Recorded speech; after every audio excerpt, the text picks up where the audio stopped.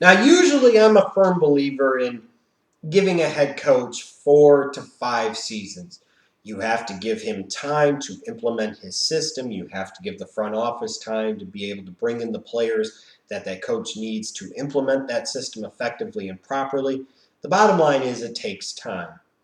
And you see some of the quality organizations in the NFL exhibit certain traits and characteristics, and the not so great and flat out poorly run organizations also run out certain characteristics and traits consistently.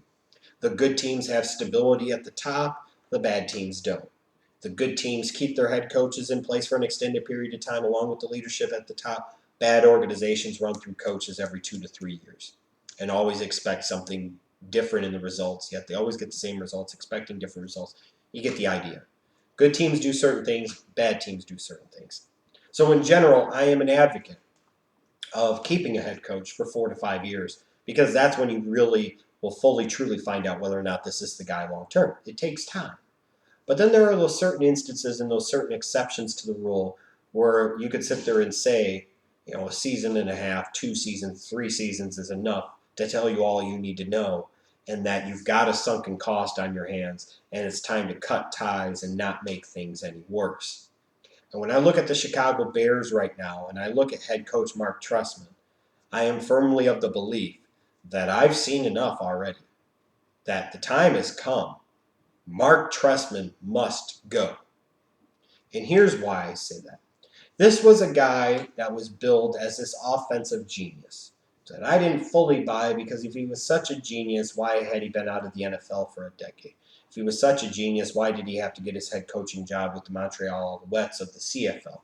Well, there have been, some quality head coaches from the CFL over the years. Names like Bud Grant and Marv Levy quickly come to mind to me, guys that were head coaches in the CFL that enjoyed great success at the NFL level. But there was a reason. There had to be something more to it. But nonetheless, he was hired. He was going to be the great quarterback whisperer. He was the one that was going to get Jay Cutler to become the Jay Cutler that Bears fans and the organization had been hoping he was going to be since he came to town in 2009. Here was the guy, an offensive-minded head coach that was finally going to have a legit, credible offense that Bears fans could be proud of, that other teams were going to be afraid of. And in part in 2013, even though Cutler was still Cutler, you still had those moments where this offense was really damn good. They were explosive. I mean, they finished tied for second in the league in most points scored. There was a lot to it to sit there and say, hey, this guy might be the right guy, at least on the offensive end. But now you look at it, 2014. All of those same pieces are back. Everything else is in place. If anything, you would think things should be better. Another year of familiarity, another year in the same system. Everything should be better. And this offense has regressed. It's gotten worse, not better, or not even the same. It's not even close. This so-called elite offense with all this so-called Pro Bowl talent has failed to score 30 points even once this year, and has consistently been shut down by opposing defenses for extended stretches of time, whether that be in the second half of some games or in the first half of some games or in the total both halves of some games as well. If you bring in an offensive-minded head coach and the offense isn't performing well, that is a direct reflection upon that offensive-minded head coach, and it's not a good reflection. And if this guy's a quarterback whisperer, then maybe he needs to be a quarterback yeller to Jay Cutler. This is a guy that was advocating, mind you, for keeping Jay Cutler. This is a guy that still believes in Jay Cutler. This is a guy that sits there and defends Jay Cutler. This is a guy that sits there and makes excuses for Jay Cutler. This is a guy that at least publicly fails to hold Jay Cutler accountable and tries to blame wide receivers for running poor routes, even though Jay Cutler's history and pedigree clearly suggests that he's going to throw a couple of terrible throws and make a couple of horrendous decisions each and every single game that he plays in. From an offensive standpoint alone, you see an offense that was still supposed to be what carried this team this year not show up for extended stretches of games, and flat out in certain games just not show up at all. And you say, this is supposed to be the offensive guru. If he can't get these guys to play well, what purpose does he serve?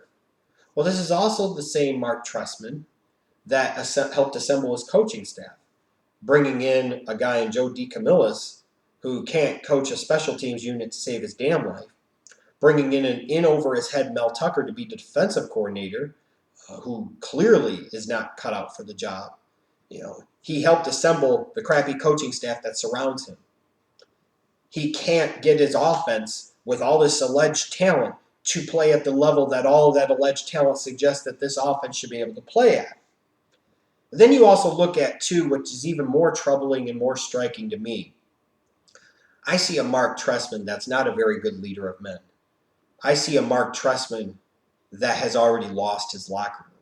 I see a Marc Trestman that the players don't respect. I see a Marc Trestman that the players don't get behind.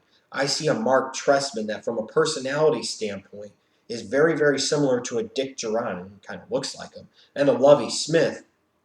But the big difference is that for Jauron and Smith, those players almost always consistently played hard for these guys. This year's Chicago Bears team has quit already.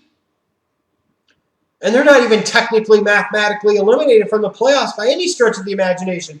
At 3-6, they've already caved. They've already quit. They quit as far back as the Dolphins game, which got them to 3-4. You've got an offense that is underproducing.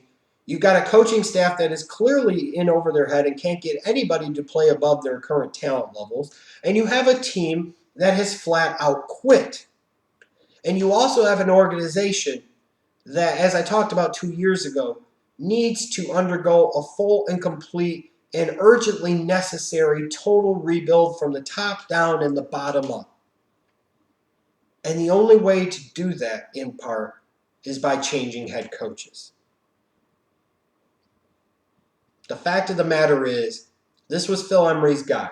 This was going to be the guy who was going to be another steady hand. He was going to fix the offense, the offense that Bears fans have been waiting for decades, that was going to carry this team to the promised land.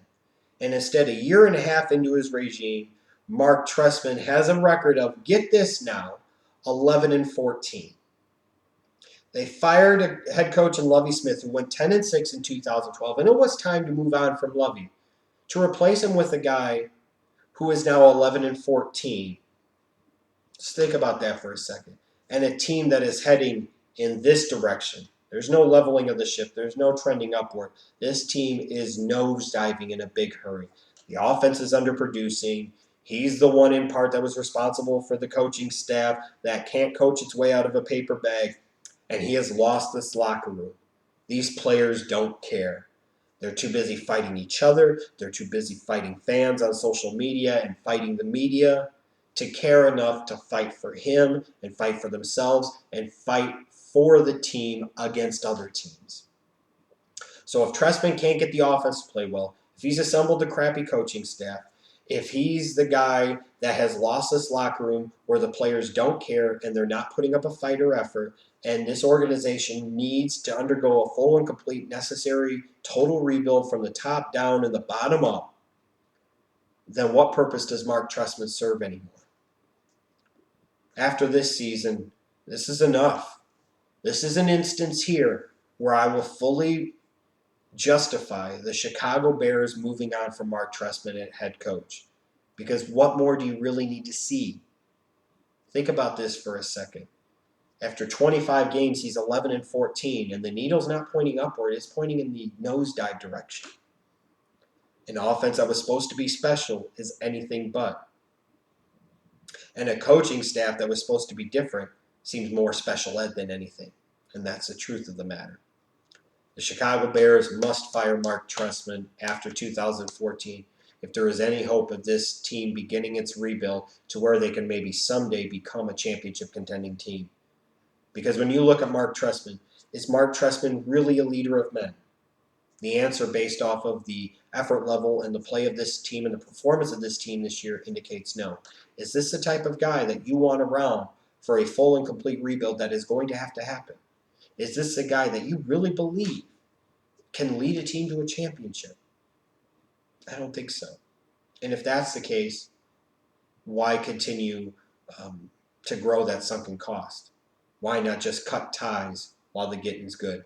Marc Trestman must go, and it's time for everybody to realize it.